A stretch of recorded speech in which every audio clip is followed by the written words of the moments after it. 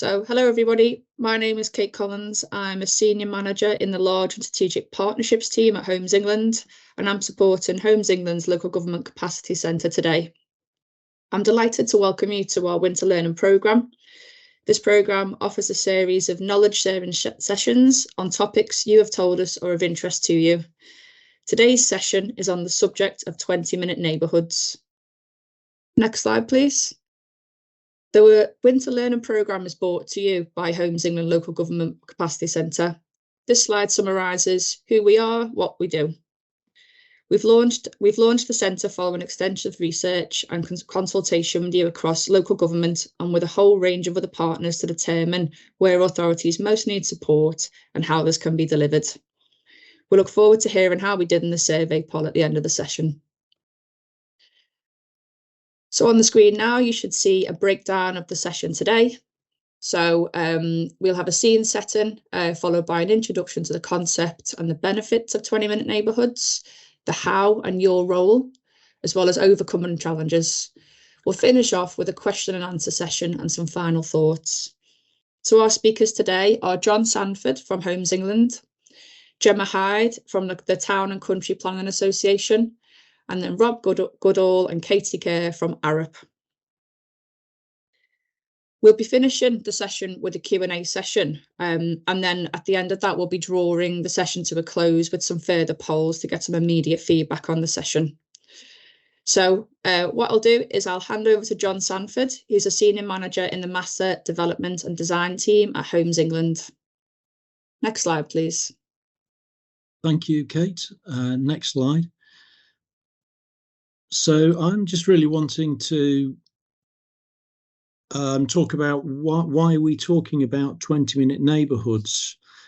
Well, it's really to do with professionals in the construction industry, and it's really to talk about delivering high quality places and minimising short journeys through active travel and where essential journeys are improved. Next slide, please. There's a golden thread here that I wanted to emphasise really, and that's sustainability and delivering sustainable outcomes. And those outcomes include delivering sustainable self-contained places where people can live and work locally, and where off-site commuting is minimised to a greater extent, allowing for greater emphasis and investment in sustainable and active travel movement interventions, with underpinning behavioural change in the way that new places are used and the way people travel around to and from within those places, and a greater emphasis in placemaking infrastructure that will enhance value and site deliverability. Another sustainable outcome we're looking at really is enabling a move away from highways-based solutions to enable development of new places to arise, and shifting the focus away from the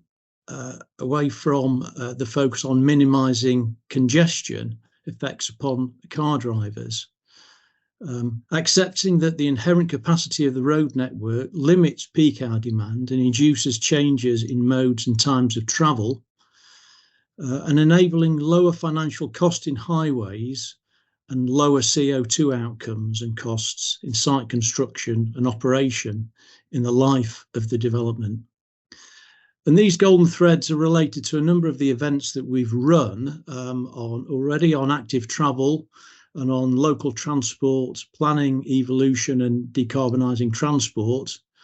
Now on this event, relating to 10, 15, 20-minute neighbourhoods, however it's defined. And then tomorrow we have another event on Manual for Streets 3 that has these golden threads running through them.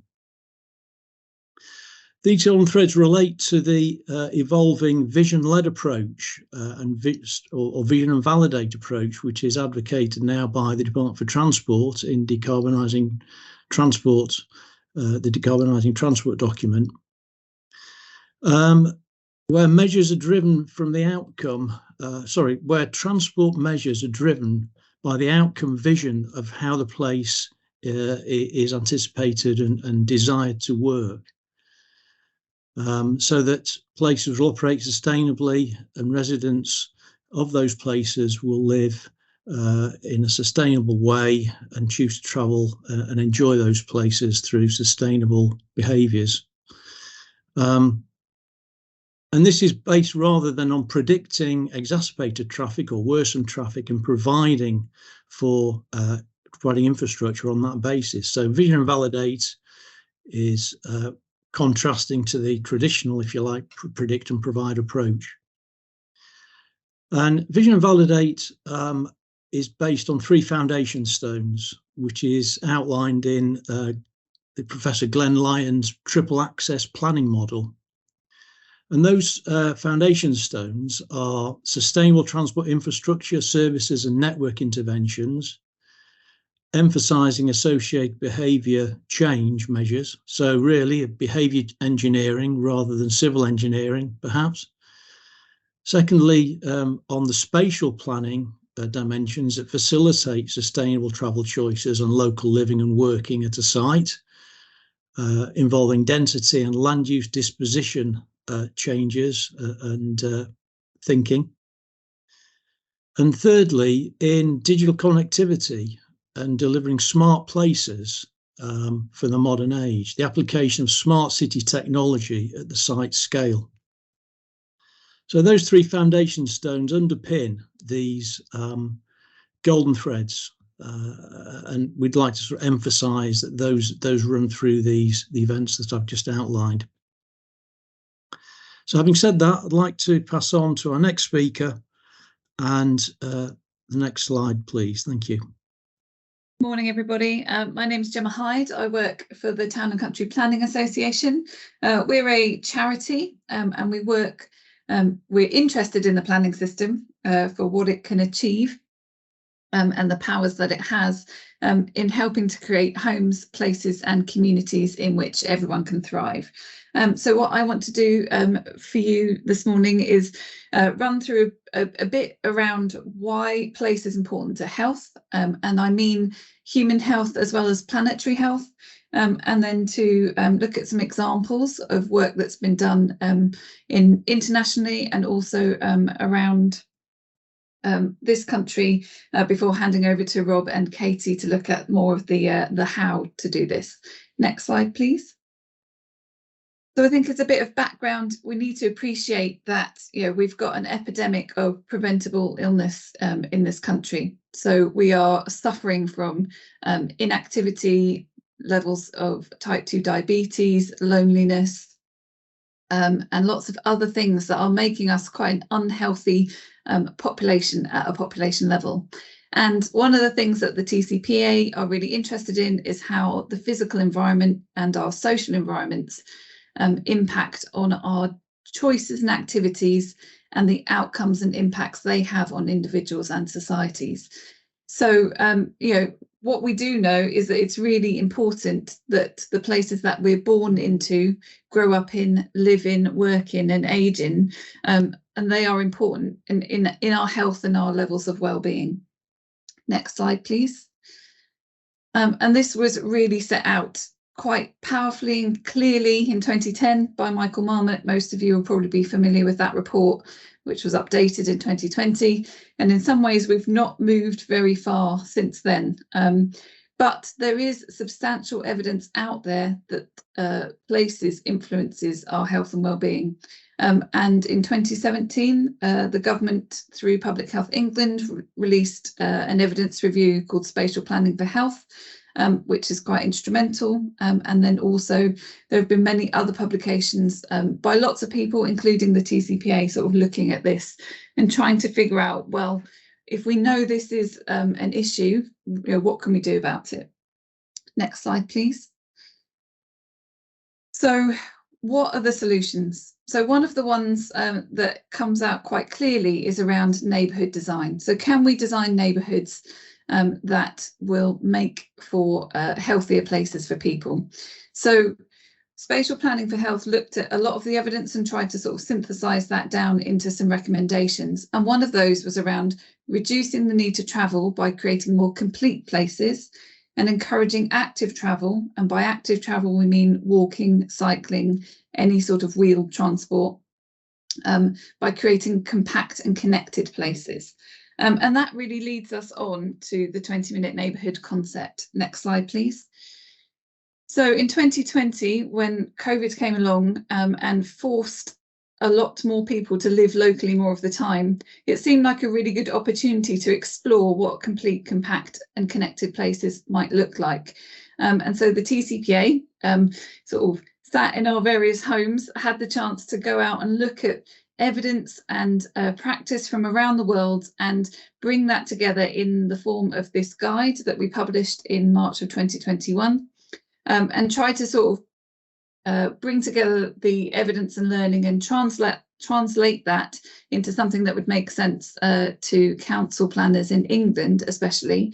But the document is actually very accessible. It's free to download from our website, and it's very much an opening sort of piece of writing around all the things that we think you need to consider. It's not a how-to because it's not that simple, but it is definitely a really good place to start and a really accessible document. And that document is based on a lot of research, including from the places that I'm going to talk to you about now. Next slide, please. So we went out and we talked to places internationally about what they've been doing. So a lot of these places have been working on 20-minute neighbourhoods as a concept for a lot longer than we have. So Paris in France is one of the sort of famous examples, and they've been working on their 15-minute city model for quite a long time. It was driven by their mayor, Anne Hidalgo, and it's about providing ways for people to fulfil what they call 6 local functions, and that's living, working, supplying, caring, learning and enjoying, all within sort of 15 minutes of your doorstep. And Anne Hidalgo sort of said that a neighbourhood is not only an association of buildings, but also a network of social relationships, an environment where feelings and sympathies can flourish. So they've been working quite hard on this, really interesting work, and drawing in lots of things beyond the built environment. So looking at how they organise policing, looking at how they organise schools and access to schools, and then the facilities that schools have. Next slide, please. The other really famous example, if you're interested in this world, which obviously I spend a lot of my time doing, is Melbourne, Australia. And they wanted to focus on helping people live locally more. And they based their sort of model on some research that said that most Australians were willing to walk about 800 metres, so about 10 minutes for the average adult to walk to meet a daily need. So they've constructed theirs around 20 minutes, so 10 minutes there and 10 minutes back. And they developed sort of hallmarks of a 20-minute neighbourhood. And they did that in partnership with their health department, and also interestingly in partnership with the Heart Foundation in Australia. And they were interested in actually the benefits of increased physical activity for people in terms of their health and well-being, and how that could be translated into helping people live locally. And then you get these sort of shared benefits across lots of different sort of domains. Then we have Portland, Oregon. And their starting point was they were focused on climate change and wanting to get people out of their cars to reduce pollution, air pollution in particular. And so they were looking at creating neighbourhoods where people could meet their needs locally. And the way they went about it was to start looking at, for every neighbourhood, what do they have? What are the facilities and assets in their neighbourhood that they have? And where are the gaps? So they sort of produced this heat map that shows the cooler colours are the neighbourhoods that have access to less services by walking and cycling. And then the hotter colours, the yellows and the reds, are the places that have got better completeness in terms of the elements that they were sort of mapping that against. And one of the things that we found talking to Portland was that they found that the 20-minute neighbourhood concept actually really resonated with people. So local people found it accessible, they found it interesting, in a way that if we talk to populations about growth strategies or land use patterns, that doesn't necessarily mean anything, but there was a sort of a emotional reaction to the idea of a 20-minute neighbourhood, and it was a positive emotional reaction. Next slide, please. So coming a bit closer to home, Scotland have been working on 20-minute neighbourhoods for a while, and they have this national planning framework with a strategic policy that's linked into their sort of wider national policy framework. What's really interesting about Scotland is that it's also linked to their place standard tool. If you've never come across that, it's a way of sort of engaging with the community and mapping out how the community feel about their place, what they think is missing, where the gaps are, and it gives you a really good sort of snapshot of whether or not people think the place is a good place to live. And so they've sort of got these two things running in tandem that make for a really sort of powerful piece of way of looking at places and thinking about creating something better. And then sort of a slightly more local context, you've got places like Ipswich. So Ipswich is interesting because it was the sort of connected town, or the 20-minute or 15-minute town concept there was started by the Business Improvement District. So they were facing the fact that their high street was facing lots of the contemporary challenges that high streets are. And they sort of got together to try and think about how they could better connect their town and connect the assets that the town has. So you can sort of see from that diagram, there's 3 parks to the north, the east and the west, and then there's the marina in the south. But actually getting between them was quite tricky. And so they've really focused on improving the public realm, improving the walking and cycling connections between all of them, and making those interesting, making them places where people would like to dwell and stay for longer, and introducing sort of more residential into the town as well to sort of shore up some of the empty spaces and things like that. It's also a historic town, so there's lots and lots of churches within that area, and so they've done some work around thinking about using those churchyard spaces and connecting those as part of this sort of green network for people to be able to move around the town once they're there. And then you've also got places like Rochford and Southend, who in preparing for sort of local plans and local plan reviews have focused on thinking about neighbourhoods and how complete their communities are. And so this was a way of looking at sort of those day-to-day services. They picked a methodology and they thought about across 6 domains how good access is to those services. So they looked at education, health, sport and leisure, green infrastructure, and town centre uses. And that was all part of their sort of settlement role and hierarchy study. And will form the evidence base for the local plans. And they looked at this across 3 different levels as well. So day-to-day walking was one of them, but also the public transport links as well between the neighbourhoods, which is really important. And then also a region-wide focus on those facilities that you aren't going to get in every neighbourhood, like hospitals. Next slide, please. Normally by this point, when we're talking about this, everyone starts shouting, but what about rural places? And so one of the things you do need to think about in rural places is that maybe the definition and even the name 20-minute neighbourhood is really difficult and somewhat meaningless. But actually, we believe that the concept is not valueless in a rural context, but you are going to have to think about it differently. So it's going to have to be about different models of thinking. So maybe it's clusters of villages that share facilities. Maybe it's a hub and spoke model. So the villages on the outskirts, maybe there is travel by car to get to the market town in the middle or the town in the middle. But once there, can you get around doing the things you want to do by active travel means and within sort of 15, 20 minutes. And you also need to think about also the direction of transaction. So are we taking services to people, or are we asking people to go to services? And obviously the role of digital is crucial in all of that. Next slide, please.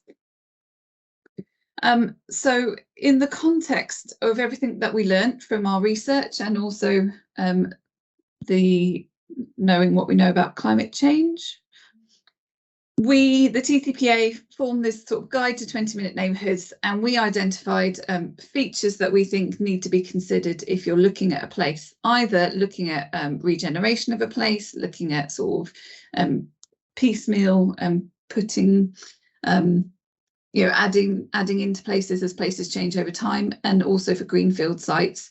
You know, these are the things that need to be considered. And I think there's going to be a poll that launches in the system somewhere, and that's going to ask sort of what services, facilities or features do you think are necessary to create a 20-minute neighbourhood. So this is a framework for thinking about living locally and meeting everyday needs locally, and it's got lots and lots of depth to it. You can start to unpick each of these features, and you could go quite far in terms of you know, what everything means. We've in a way put places for all ages, and you could spend 2 hours just thinking about that on its own. But it's important to sort of think about all these different facets, and that's why, although it, you know, is often considered a concept for planning in the built environment, it's actually way more than that, and it is actually quite a lot more complicated. I can't see the word cloud. Is that available to? Oh, there it is. Okay. So yes, if you can, it would be really interesting to have people respond to that word cloud in terms of just adding a few things that you think are absolutely critical if we're going to sort of make this idea work and make it so that people can live locally more of the time and sort of fulfill their day-to-day needs. And maybe we could come back to that in a minute to allow people a chance to have a look at it. So just quite quickly, we're doing quite well for time, so that's good. There are lots and lots of benefits, next slide please, to thinking about places in this way. And one of the really great things about the 20-minute neighbourhood concept is that it is sort of has benefits across different domains, and you can actually bring lots of shared agendas underneath the label. And so you've got sort of benefits accruing across social domains, economic, environmental and health. And it's a way of sort of opening the door to conversation rather than fragmenting pieces of the equation off, and having sort of a way of thinking about places in a more holistic way. You know, we're all very much aware that the world is a much more complex place than perhaps it used to be, and that solving these issues that we face in terms of climate change, in terms of, you know, poor health, in terms of women and girls feeling unsafe on the street, it's complicated and complex, and there's no, you know, there's no one easy answer. So this idea, this concept, this way of looking at places can be really positive in terms of sort of approaching that in a more systemic and sort of holistic way. And the benefits then also accrue across scales. So they're going to be benefits to individuals. You know, you might live in a nicer place. It might be that you can go get your pint of milk by walking. But they also accrue, you know, across families who might be able to spend more time together. They accrue across neighbourhoods in terms of social connection, and across regions, across the country, and ultimately across the planet. So, you know, we think there's a lot of value in this idea. Do we have all the answers? No. Are we always sort of pushing to try and learn more and share more on the topic? Yes. So please, if you are interested, then there's lots of information on our website, including the guide, which, as I said, is free to download. And we also have recordings of webinars that we have run since 2020 on 20-minute neighbourhoods. And we are also running a webinar at the end of this month, on the 28th of February, looking at the work of the London Borough of Waltham Forest and their 15-minute neighbourhood framework, which they're adopting at a corporate strategy level across the council, which is a really great way of sort of bringing this all together, and rather than focusing it on one council department. Is it possible to see the word cloud results at all? Yeah, absolutely. So just having a look at what people have said, there's a lot around schools, shops, education, health services, What else have we got on here? Electric scooters, safety, employment, food stores, play spaces, coffee shops, access to green space. Yeah. Yeah, open spaces. There's a lot around schools and education on here. Yeah, I think those are the key ones. Yeah. Yep.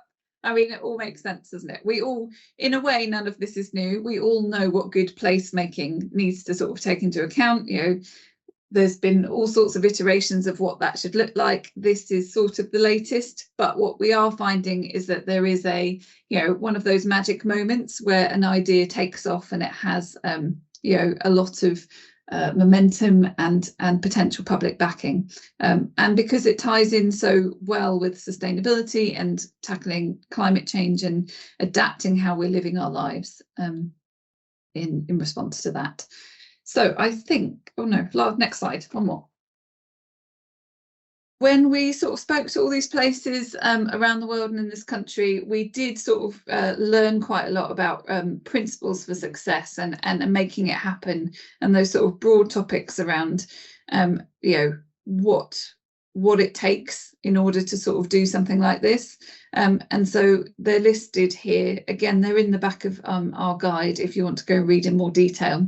But I do think it's really important to understand that it does take a compelling vision. We need to be telling really good stories about the places that we want to create, and why and how they will benefit people.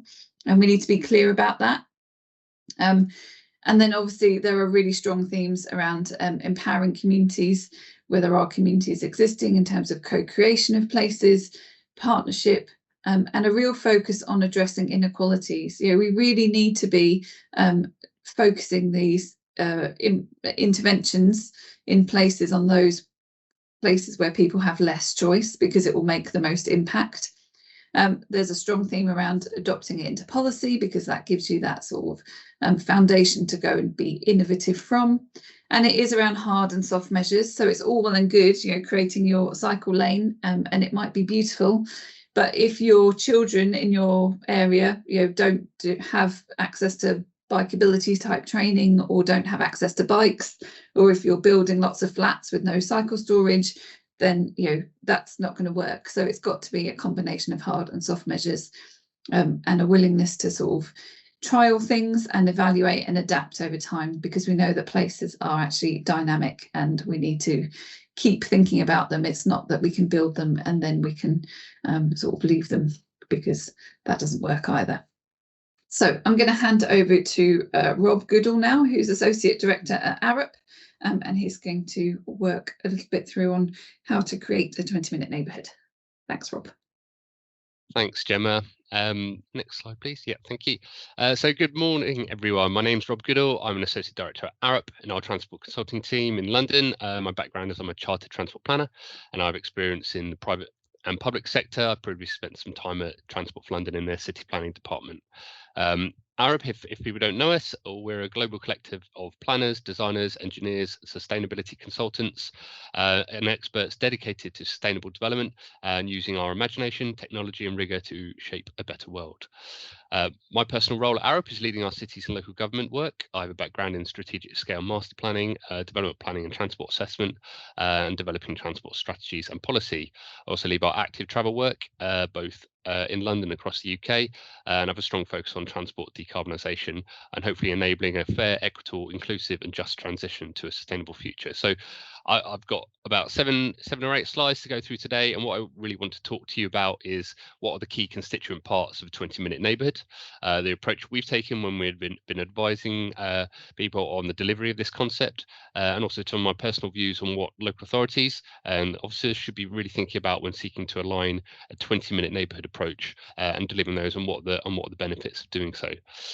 Hopefully this session will give you some of the tools required and empower you to deliver on your ambitions. If your ambitions is to deliver a 20-minute neighbourhood approach, both to planning and transport. I'll warn you now, a lot of it is transport focused. I've always been told to stick to my strengths, so I'll do that.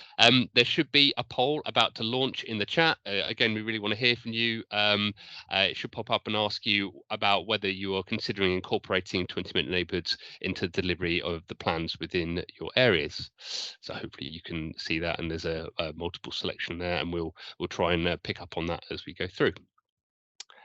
So just on this first slide, where do you start? People might think I don't really know to start with this. So obviously where we really want to be talking to people about is actually setting the vision. You know, what do you want to get out of a 20-minute neighbourhood? Why would you implement such a thing?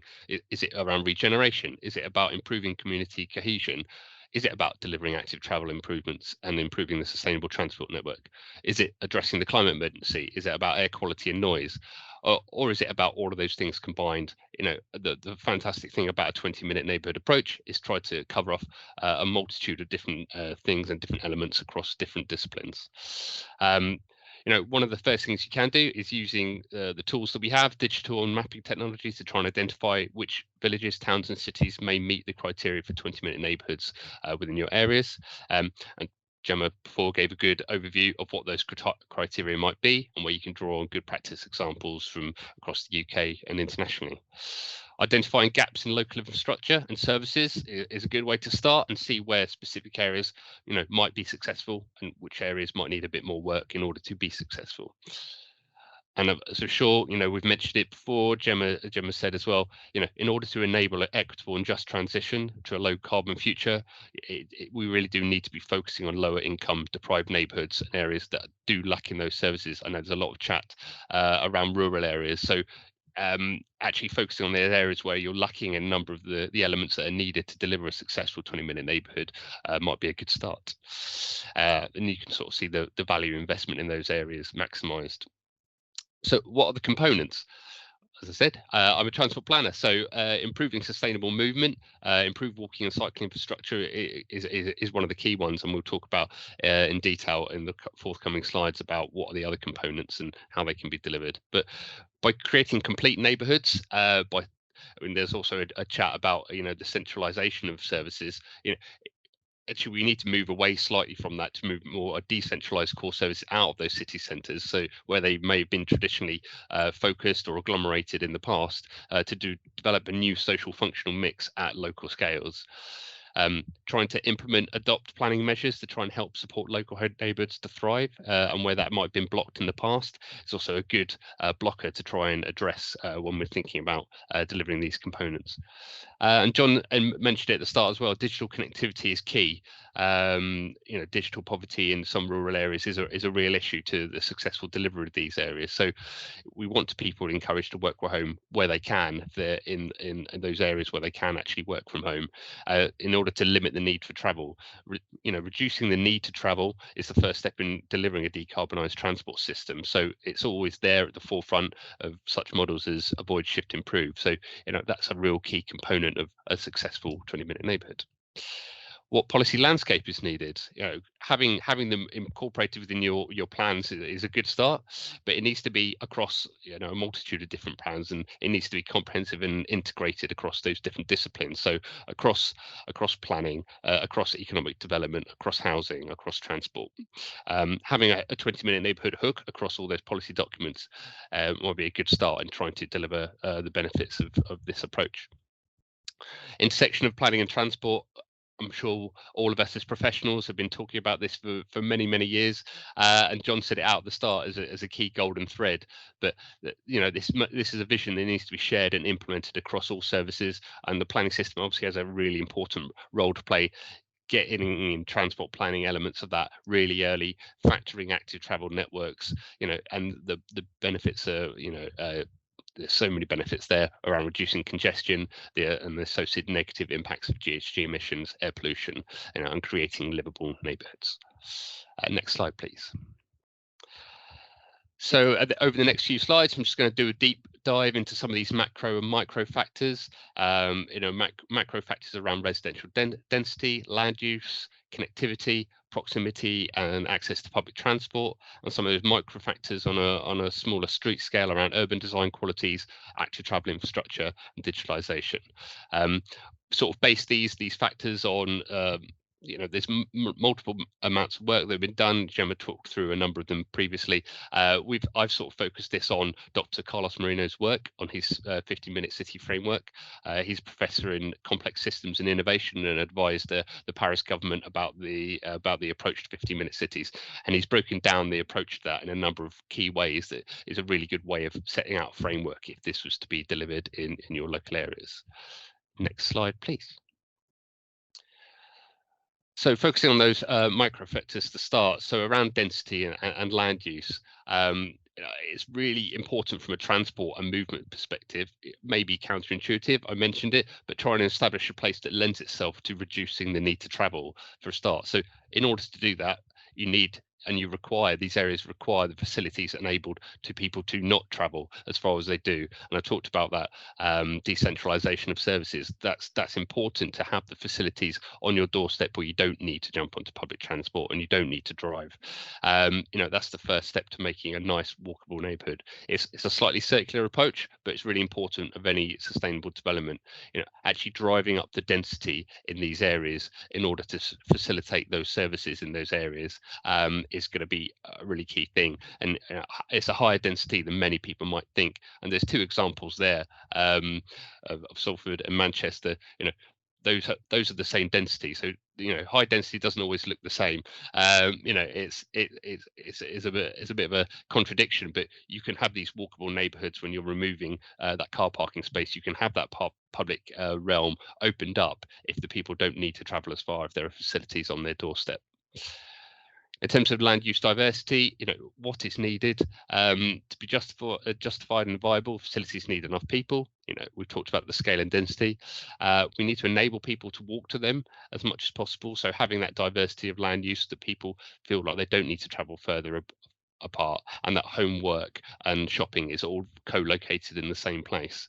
So how do we support that? It's really important that we are using the planning system to try and build on these approaches to make sure we're incorporating everything that's needed on those doorsteps. And a key example there from the Paris Urbanism Agency, it shows that 94% of Parisians live within 5 minutes of a bakery.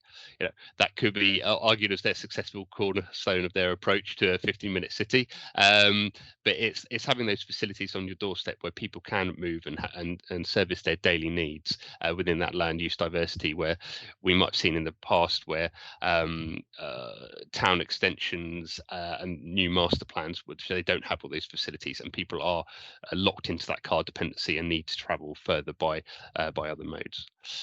Next slide, please.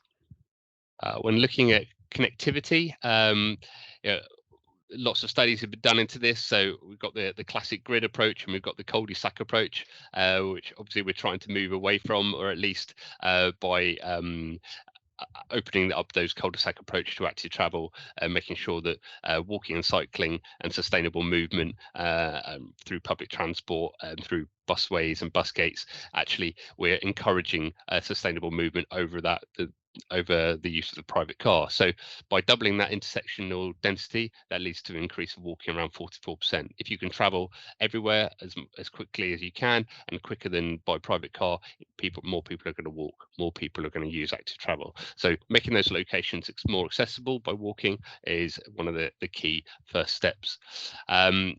Proximity of public transport. So obviously within a 20-minute neighborhood, not everyone's going to be able to walk 20 minutes in the neighborhood. I saw some comments in the chat around an aging population. We need to be able to facilitate people that maybe not be able to walk 20 minutes. We need to make sure it's fully inclusive for everyone. So having public transport that supports that is going to be key. And obviously we can't decentralize all services. So there will always be a need to travel further away to pick up some key services such as hospitals, universities, for example. So actually linking multiple 20-minute neighborhoods together into a network is a key for actually removing that car reliance and that car dominance that we might have within some of our neighborhoods. So public transport is still a really key part of any 20-minute neighborhood in order to link those places together. Next slide, please. So Moving on to microfactors, and obviously this is where my passion lies as a transport planner, around the intersection of urban design and active travel. But the needs of comfort, safety, pleasurability linked to urban design qualities, and linked to designing streets at a human scale are really, really important.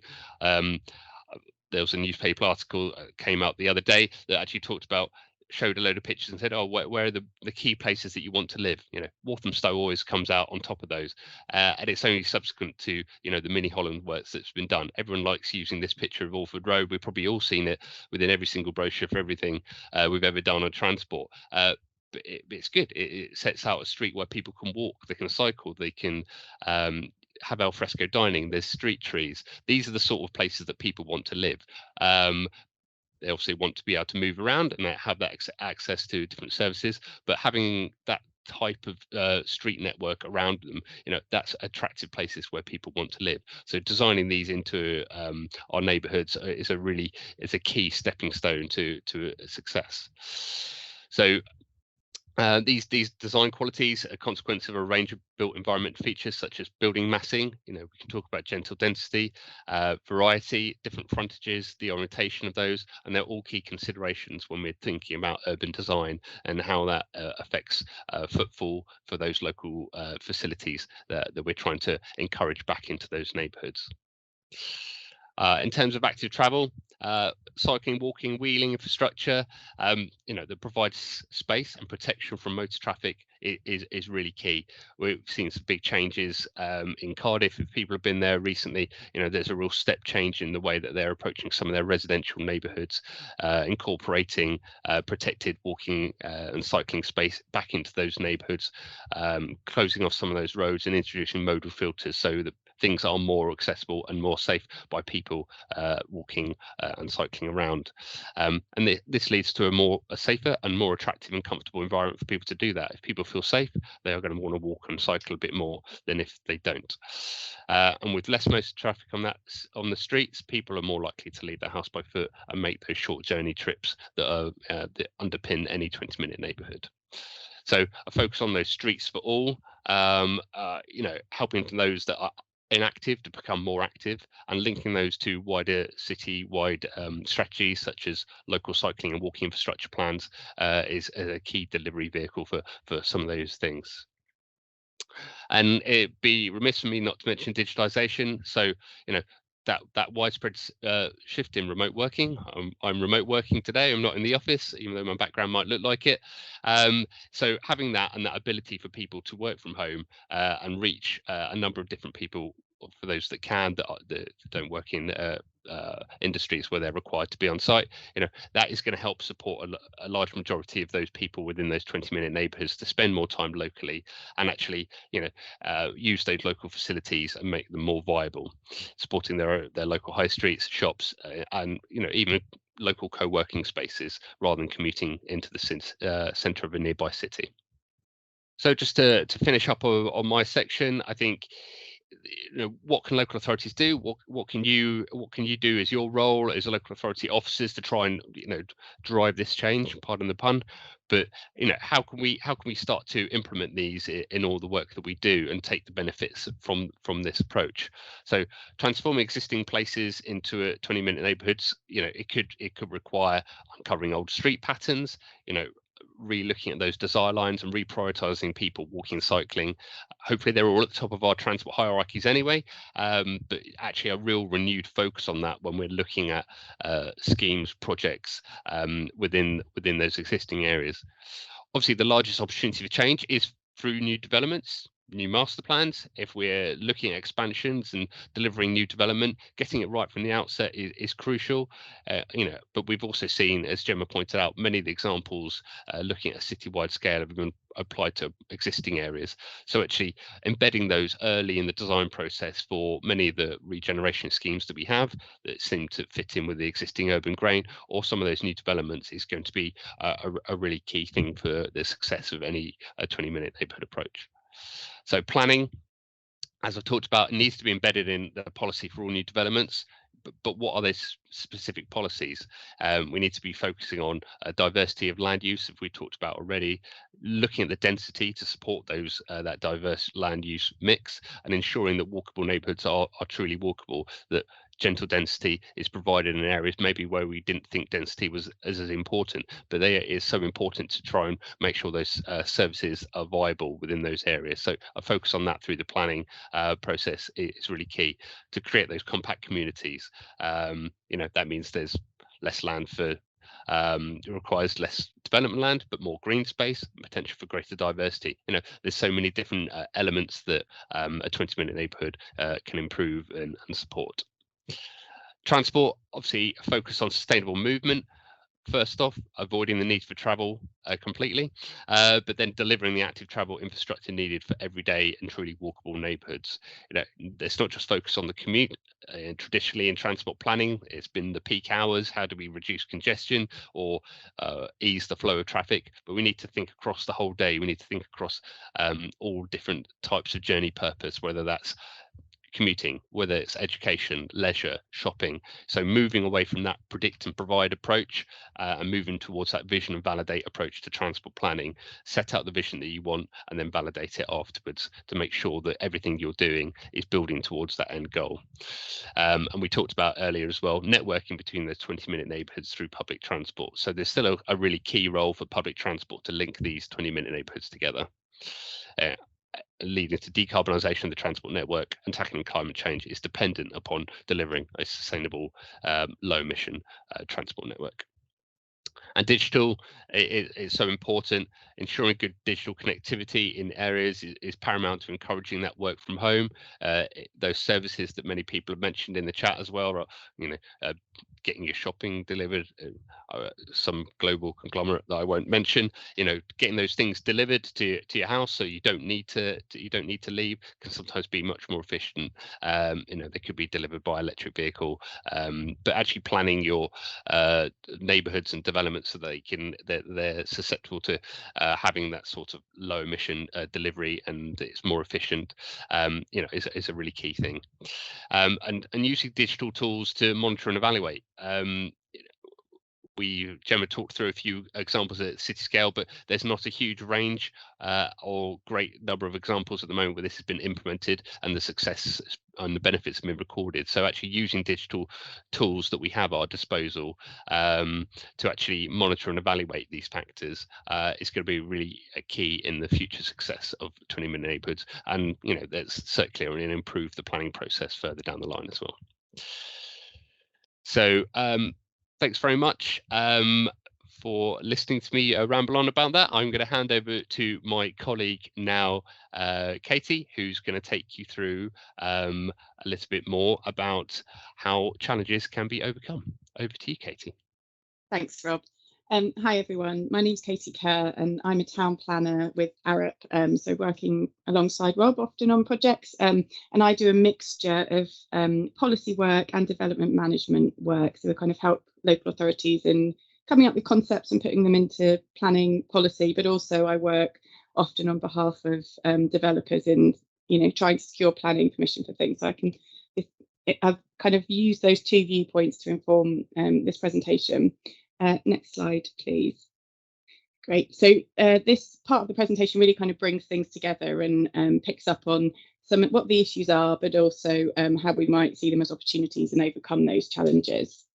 So firstly, in terms of the challenges, we've had a lot of good international examples, but there aren't that many good UK case studies, and often they're in kind of big built up areas where there might be good public transport. So we're really dependent on looking at other international examples, and obviously the policy, the legislation, the kind of dynamics of those places might not be exactly the same as they are in the UK. There's also a challenge associated with resident and user perception of 20-minute neighbourhoods and the need for behaviour change. So car dependency and the idea that cars are needed might be ingrained, and residents might consider car as their preferred option or indeed their only option for travel.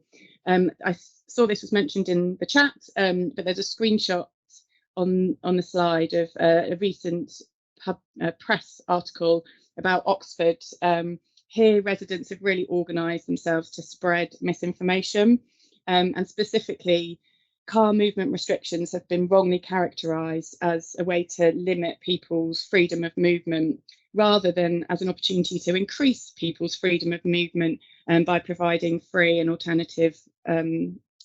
convenient alternatives to the car. So I think it's helpful to emphasise that this is not about being anti-car, as some car movement will always be necessary, blue badge holders or people travelling with children, for example. But this is part of low traffic neighbourhoods, not no traffic neighbourhoods.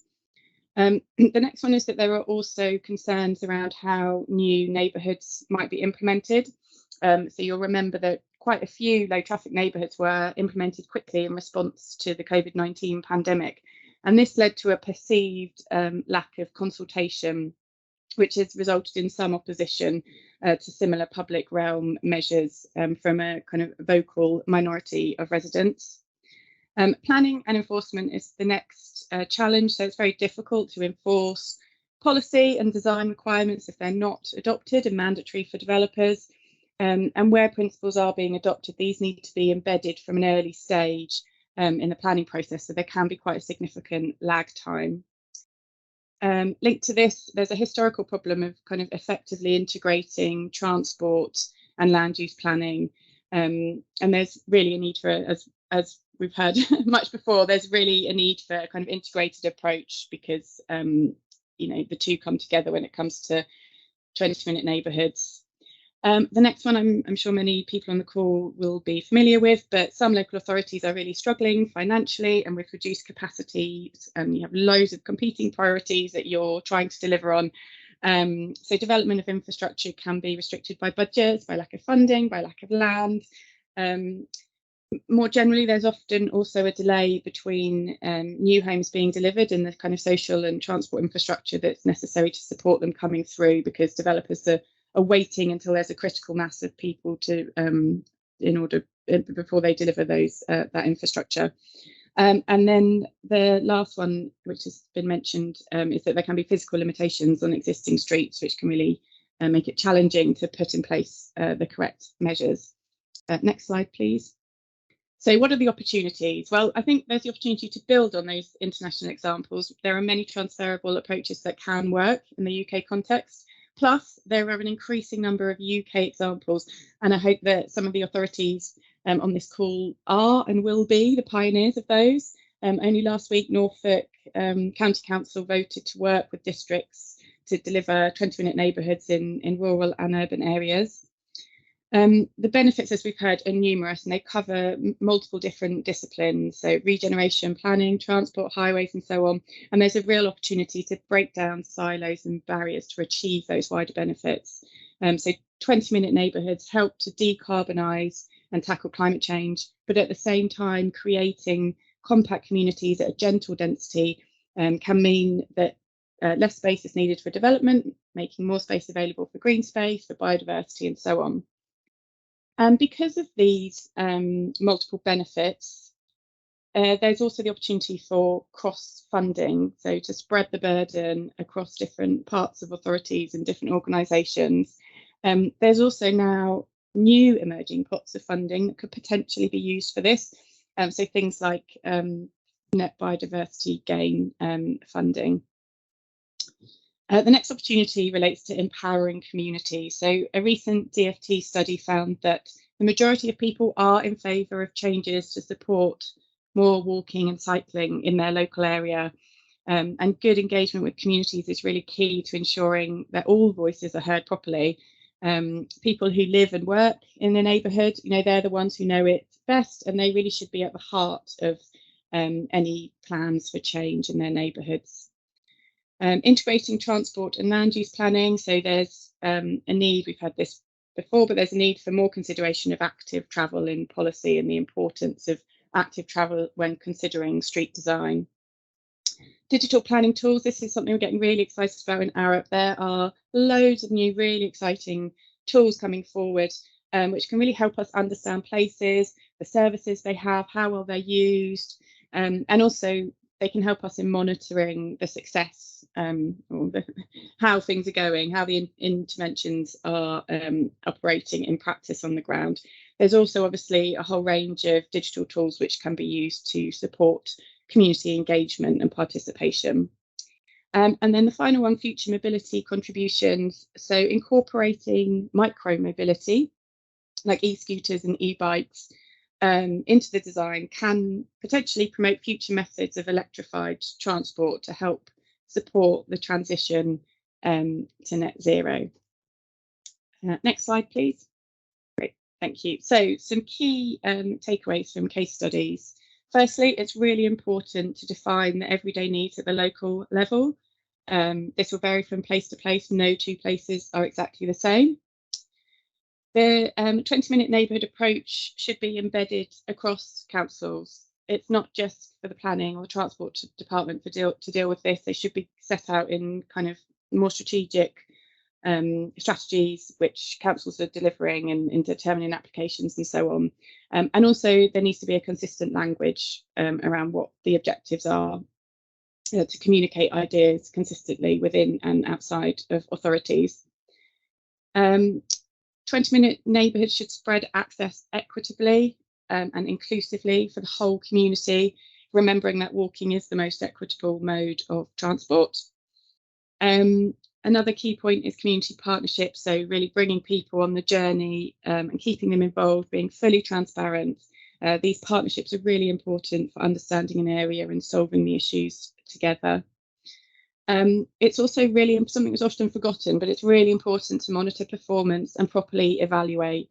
So you need to have a monitoring framework in place that sets out the kind of core measures of performance, including how complete your neighbourhoods are. We also need improved coordination between departments and sectors. So you need to communicate the vision across different sectors and keep them involved in actively making decisions together. And then one final point is bearing in mind that the 20-minute neighbourhood approach is not going to solve every problem everywhere. There's a case study on the screen from Nottingham where actually some analysis was done that actually some deprived parts of the city were already meeting the kind of definition of 20-minute neighbourhood. But just because someone has access to the services, it doesn't automatically solve all the problems that particular parts of places might be experiencing. So that's it. I think I'm now handing back to Kate, who is going to chair the Q&A session. That's great, thank you. Thank you to John, Gemma, Rob and Kate for their presentations. If I could ask that that John, Katie, Rob and Gemma all put their cameras on, and then what we'll do is we'll go through the Q&A session. So we've been looking at questions in the chat, and so I think if we start with the first question, so while wholeheartedly supporting the principle, for some communities this can often feel top-down or professionally led or worse imposed, without sufficient reference to all affected residents' views, lived experiences and reaction to the real world on the ground implications. How can this be best addressed to create a more powerful movement? And I think if Katie, we go to you for that one, is that all right? Yeah, sure. So, I mean, I think as I touched on in the presentation, I think community involvement and empowerment is really, really important. This needs to be from the outset. It needs to be when there's still an opportunity to make changes. It's not, it's not consultation or notification, it's engagement. And I think there are some really great new tools to get different voices heard. So we're doing some work, for example, with Lancaster West, which is the estate around the Grenfell Tower, where we've kind of appointed community representatives, and they're now kind of paid positions to really go out to the community, make sure they speak to everyone, and they're identifying their own priorities. You will all be familiar with kind of different ways to reach hard to reach groups, but it's really important for this concept, I think, to speak to those different voices. We've done consultations where we've run youth campaigns, for example. We've made information available in other languages, and I think digital planning tools can help us in this. So we have found that engaging people digitally, you get a different type of person. So going to a kind of traditional village hall event, you get similar voices, unfortunately, speaking the loudest at those sort of events. But when you move consultation into different forums, be that online or being actually going out into the streets with iPads and looking at, how could we change this street scheme, that's where you kind of start to hear some of the less often heard voices. Yeah. Anyone's got anything to add to that? Great, thank you, Katie. If anyone, if any of the speakers do want to add, just pop your hand up and I'll bring you in. So looking at the, John, you've just come in, do you want to answer? Well, yeah, just to endorse the I think the key thing that certainly Homes England embraced the principle and practicality of community engagement in trying to ensure that the developments that we deliver also meet with the aspirations of the local community that they're going to be serving, and also that, as Katie mentioned, digital technology now offers the capacity for the reach of that engagement to be far more extensive and ongoing. So that's a really positive thing, I think. So rather in the olden days, you'd have a community consultation event that would happen, so many times leading up to the planning application. Now we can have websites and engagement platforms that are open 24 hours a day, sort of thing. So I think that's all good news. Great, thank you, John.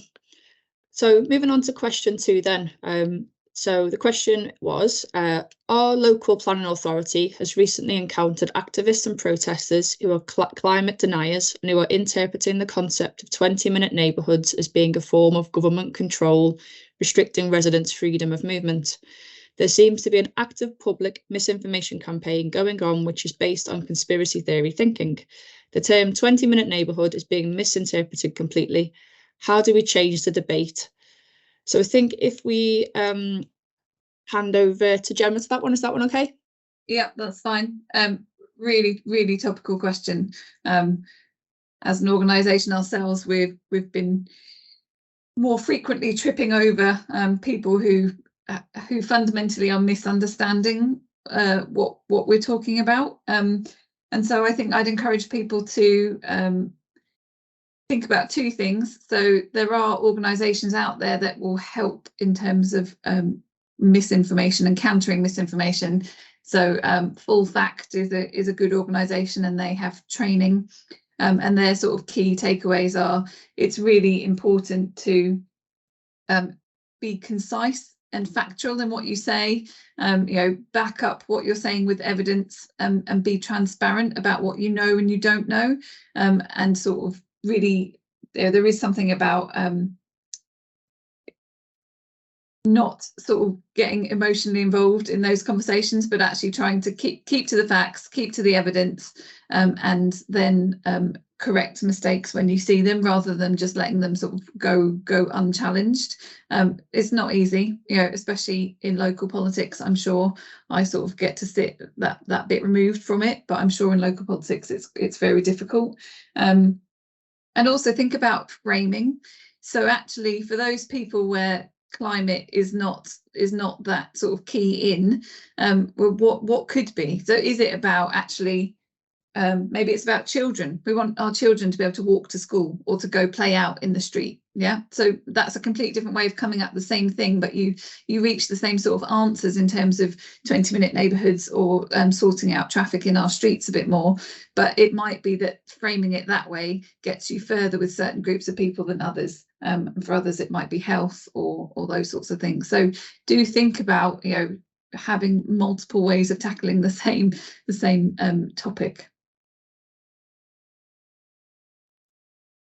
Great, thank you, Gemma. And staying with you, another question is, how do 20-minute neighbourhoods work with greater centralisation, which is seeing the closure of GP surgeries, hospitals and schools? And are there any examples of where this has been overcome? So I think there is a challenge around this, because there is a need for sort of consolidation sometimes of services. So actually what we need to probably get better at in planning and the built environment is building multi-purpose buildings and facilities, so that sometimes it might be that you've got a health service operating out of that building, other times it's a community service, other times it's the visiting mobile library, whatever it is. But we need to get better at sort of letting go of thinking about zoning of this building is for this purpose only, when it comes to sort of facilities and amenities for a community.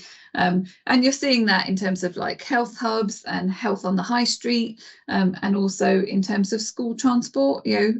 We can find ways of overcoming these problems, but we need to think a little bit differently around having a single use for a building. John, do you want to come in there? Yeah, I mean, Homes England, we're keen on promoting design quality in the projects that we're involved in, and we do that with reference to Building for a Healthy Life, which presents 12 overall considerations about what good looks like in terms of design. And one of those is making sure that new communities, new settlements have internal, self-contained social infrastructure. And so the projects that we're advancing, that is a common theme, that we're looking where the site has a critical mass, that we are looking to create a local centre where these social and commercial facilities are provided on site. How that relates to NHS policy about centralising of facilities is an interesting question. I think in practice it boils down to us having face-to-face conversations with local NHS people and trying to ensure that the opportunity created to bring those types of health facilities into the projects that we're dealing with. Fantastic. Thanks, John and Gemma. So we'll move on to another question, which was that it's recognised that the concept is to achieve it's harder to achieve in rural areas. How can the concept universally apply to urban and rural? And I think within that as well, we can probably pick up some of the questions that have come through around retrofitting as well. I'll pass back to you again, Gemma, and then obviously if anyone else wants to come in, you're welcome to just pop up your hand. Yeah, I think what Katie was saying towards the end of the session was spot on in terms of no two places are going to look the same. So it is a concept, it is a framework, it's a way of creating a vision for a place that has to then be worked out locally. So, it isn't something, it's not a cookie cutter approach. You can't pick it up and put it down. You can't take it from Ipswich and plonk it down in somewhere else. It's just not going to work that way. So it is about actually having a bit of a vision and creating something looser than just looking at, say, transport solutions or public transport or health services. It doesn't work that way. And I think in terms of the retrofitting, absolutely it can apply to places that we've already got. Because we know that most of what we're going to have by 2050 is already built. So we don't have a choice here. We need to tackle the places we've already got, as well as sort of brand new communities and settlements. And so if you have a vision that's sort of set out, when you have that opportunity for incremental change, you're making sure that it fits the broader, longer term vision that you've got for a place to make a good place. So I think that's really important. And I will pop in the chat actually. So the Waltham Forest example, where it's a framework that they're hoping to apply across the council, is actually a really great way of looking at it. So I will pop our webinar link in the chat about that. And people might want to decide to register and join. It will be free. Brilliant, thank you. So I can see that Katie, Rob, John and Gemma have answered quite a few questions coming through in the chat. So I'll try and find one that we haven't had yet a response to. So I'll open this up to the floor. Is there any evidence related to the population needed to support viable facilities like convenience stores, pubs, shared workspace that are seen as key parts of neighbourhoods? And also with Class E, how are others looking to protect such facilities? I can make a comment on that, Kate. Thanks, Rob. It's a tricky question, obviously it's going to depend on place to place. It's going to be difficult. We're doing some research at Arup at the moment, exactly looking at that. And what is the optimum density, or what's the range of density required to support different types of services and different types of facilities, exactly like the question asked. I don't think it's going to be a blanket question, and I can't refer you to anything at the moment. There's been a bit of research into it, and there's probably things out there that we might be able to direct you towards with a bit of looking back at it. But yeah, I think it's more the focus where we've been focusing is looking at the density of the residential areas in order to support the facilities, rather than what's the footfall needed to actually support those services directly. So yeah, so it's a really interesting question. It works on many different scales. You might have a small corner shop in a neighborhood that that operates really well and it is viable, and then you might have a cluster of different services all in a town centre. One of the things we're looking at, this walkable neighbourhoods research we're doing, is actually looking at a town in a semi-rural location with a really bustling high street and saying, okay, what is the housing density around it that's supporting that high street? Why is it so viable?